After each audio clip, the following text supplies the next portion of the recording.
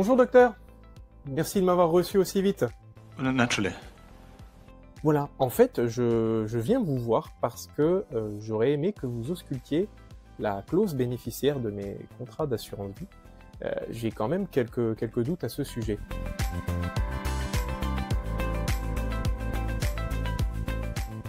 D'accord.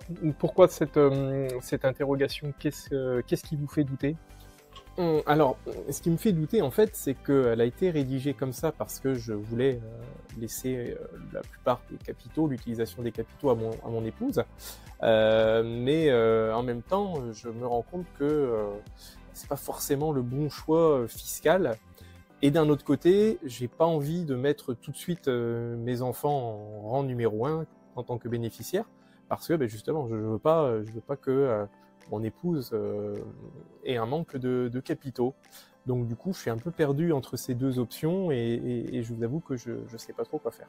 Show me. Ah oui, bien sûr, je vous ai apporté une copie.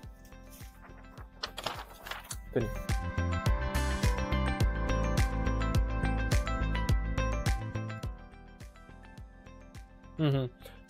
Donc, votre clause bénéficiaire souffre d'un manque d'analyse, effectivement, puisqu'il s'agit d'une clause standard, c'est-à-dire que, par défaut, le conjoint hérite des sommes de votre contrat d'assurance vie, et ce n'est qu'à défaut que vos enfants viennent en hériter.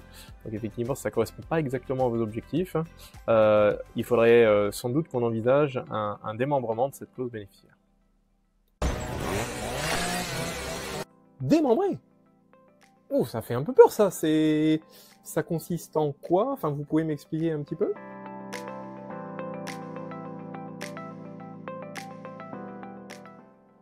Oh là là, non, pas d'inquiétude, pas d'inquiétude. C'est finalement assez simple. C'est-à-dire que c'est une technique de rédaction de clause bénéficiaire qu'on utilise le plus souvent dans le cadre d'un couple marié comme le vôtre. Et en fait, on va laisser effectivement libeller la clause bénéficiaire laisse l'usufruit au conjoint et la nue propriété aux enfants. La particularité, c'est que dans un contrat d'assurance vie, pour pouvoir exercer ses droits, l'usufruitier va devoir avoir la main et la libre disposition des capitaux. On va créer ce qu'on appelle, en termes juridiques, un quasi-usufruit. Le conjoint va donc pouvoir utiliser les capitaux comme bon lui semble. Les nus propriétaires récupéreront le reliquat de cette somme d'argent à son propre décès.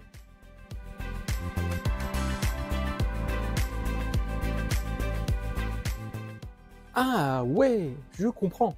Ça veut dire que à mon décès, sur un plan technique, mes enfants reçoivent les capitaux, mais du coup ils n'en ont que la nue propriété, et c'est mon épouse qui, en ayant l'usufruit, peut utiliser les capitaux pendant le restant de sa vie, et ensuite ces capitaux, le résiduel de ces capitaux, vont à mes enfants qui en ont déjà reçu la nue propriété. C'est bien ça?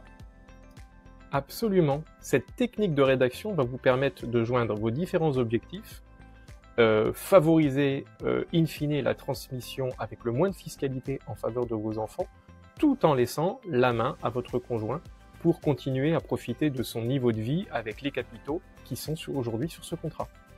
Bah écoutez docteur, c'est super ça, enfin, ça correspond tout à fait à mon besoin et à mes objectifs. Donc du coup, pour mettre en place, comment on fait, comment ça se passe?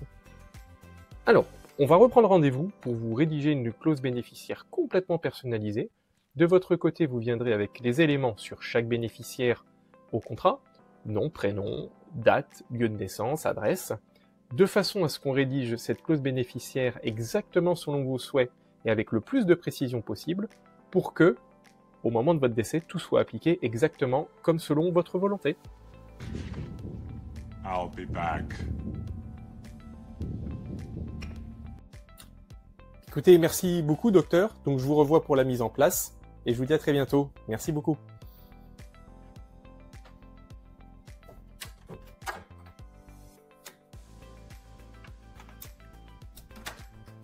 Je suis tellement content d'être venu consulter. Alors vous aussi, vous devriez faire pareil si vous avez un doute sur vos besoins ou vos objectifs patrimoniaux. Allez voir le docteur patrimoine, il est top.